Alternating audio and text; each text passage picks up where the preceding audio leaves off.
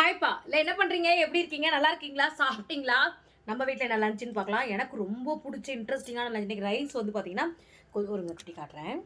Rice வந்து பார்த்தீங்கன்னா கொஞ்சமாக எடுத்துக்கிட்டேன். நான் காலையில் செஞ்ச பருப்பு குழம்பு கெட்டியாக கடைஞ்சல அது கொஞ்சம் எடுத்துக்கிட்டேன். அம்மா வந்து பார்த்தீங்கன்னா ரேஷன் கடைக்கு போயிருந்தேன். சரி ஆயிலையும் பருப்பையும் கொண்டு போய் அம்மாட்ட கொடுத்தா அங்கே ஒரு பாட்டி இருக்காங்க, அவங்கள்ட்ட கொடுத்துருவாங்க. சரி அதுக்காக போயிருந்தேன். அப்போ வந்து பார்த்தீங்கன்னா இங்கே பாருங்கள், தட்டைப்பயிறு, கத்திரிக்காய், முருங்கைக்காய், உருளைக்கிழங்கு இதெல்லாமே போட்டு குழம்பு வச்சுருந்தாங்க. அதையும் கொஞ்சம் கடிச்சிக்கிறதுக்காக வச்சுக்கிட்டேன்.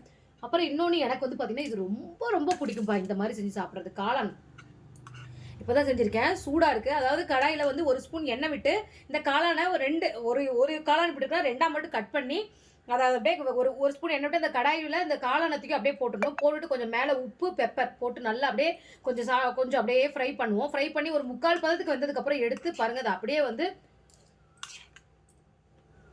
சாப்பிட்டோம்னா அவ்வளோ சூப்பராக இருக்கும், ஹெல்த்தியும் கூட. உங்களுக்கு யார் யாருக்கு காளான் எப்படி சாப்பிட்றது பிடிக்குன்னு சொல்லுங்கள். அப்புறம் வந்து பார்த்தீங்கன்னா ஒரே ஒரு கடலைப்பருப்பி, இதுதான் நான் சாப்பிட போகிறேன்.